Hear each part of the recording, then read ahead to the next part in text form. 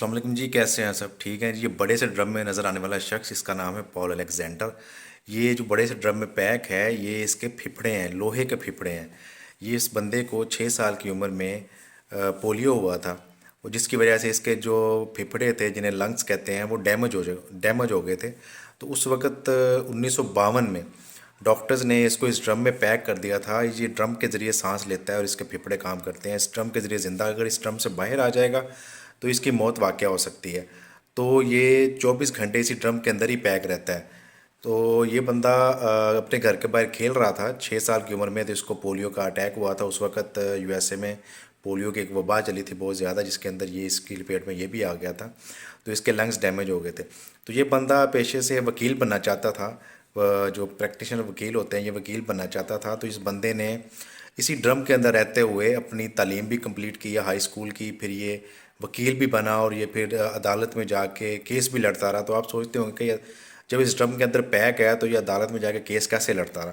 تو یہ بندہ اس ڈرم سے نکلتا تھا چند گھنٹے کے لیے۔ اس کو ڈاکٹرز نے مہلت دی تھی کہ چند گھنٹے کے لیے تم اس ڈرم سے نکل سکتے ہو، اور اپنا کام کر کے واپس تم نے اسی ڈرم میں آنا۔ تو یہ بندہ چند گھنٹے کے لیے اس ڈرم سے نکلتا تھا، عدالت میں جا کے کیس لڑتا تھا، اور واپس آ کے خود کو اس ڈرم میں پیک کر لیتا تھا۔ اور اسی دوران اس نے بہت سارے کیسز بھی جیتے ہیں، اور ٹریولنگ بھی کرتا رہا یہ بندہ۔ لیکن یہ واپس آ کے خود کو اس ڈرم میں پیک کر لیتا تھا، کیونکہ اس ڈرم کے بغیر اگر یہ ڈرم میں خود کو پیک نہ کرے تو یہ اس کی موت ہے۔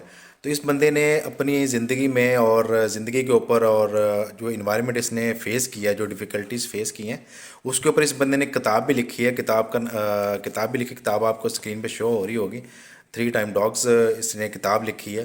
تو یہ کتاب بھی پڑھنے کے لائق ہے، اور اس بندے کی جو زندگی ہے وہ بھی پڑھنے کے لائق ہے۔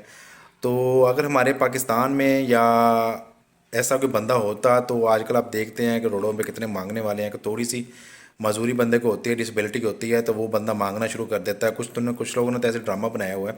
تو اس بندے کی جو مثال ہے، جو اس بندے نے اپنی زندگی میں جو مشکلات دیکھی ہیں، 78 سال کی عمر میں اس بندے نے اس کی ڈیتھ ہوئی ہے، تو یہ ایک مثال ہے ان لوگوں کے لیے جو چھوٹی سی ڈسپلٹی ہو جاتی ہے تو اپنے آپ کو سمجھ لیتے ہیں کہ ہم بالکل بیکار ہو گئے ہیں۔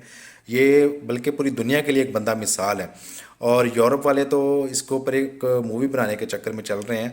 تو یہ بندہ جو اس کا نام پال الیگزینڈر ہے، اور یہ اس نے ایک مثال قائم کی ہے۔ اس ٹرمپ کے اندر رہتے ہوئے اس نے اپنی زندگی کو انجوائے بھی کیا ہے، اور سارے اپنے جو کام ہیں وہ سر انجام دیے ہیں۔ بہت شکریہ۔